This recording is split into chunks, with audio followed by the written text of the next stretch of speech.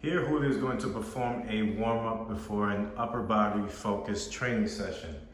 The first movement is called band dislocates or banded up and over. For most beginners, this is a tough movement because we aren't used to putting our shoulders in this range of motion.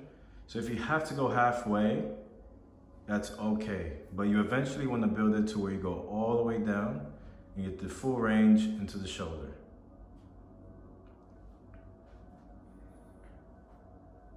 Next movement is banded pull-aparts. This one's a more isolated movement for the traps and rhomboids and the rest of your upper back. Remember, don't just move. You want to focus on squeezing, engaging those muscles as much as you can, keeping your arms straight and not letting your triceps take over. Next movement is called Y, T, and I's.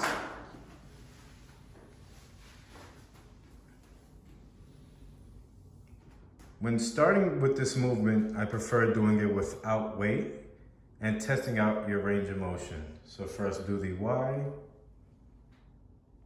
then go into the T, and then go into the I. So if this is easy and you feel like you're able to achieve a good range of motion with this, you can add 2.5 or 5 pounds. Remember, this is a warm-up. Next movement is called scarecrows. So you're going to hinge over, bring your elbows upwards in line with the shoulders, lift the wrist up towards the ceiling, and then do a shoulder press. Once again, I prefer doing these without weight first, just testing the range and seeing where your shoulders are tightest. You might get stuck halfway, and you have to modify it by finding that range and fighting it from there. Find that tightness, and then try to do the shoulder press from there. Once your range gets better, you're able to lift the wrist all the way up. Then you can add weight from there.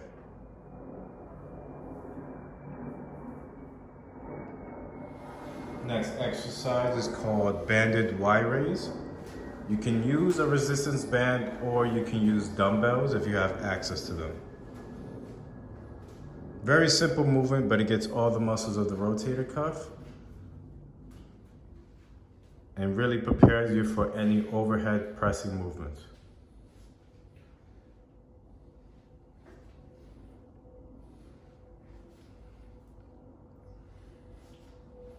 Good.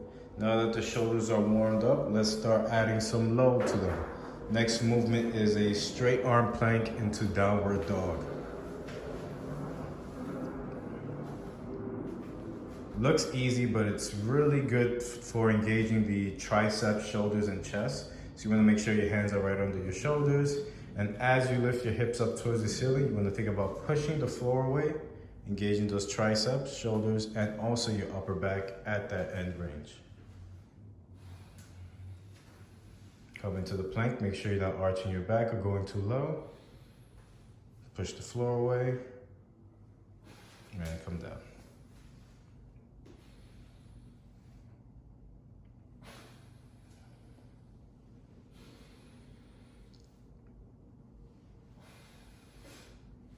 Good.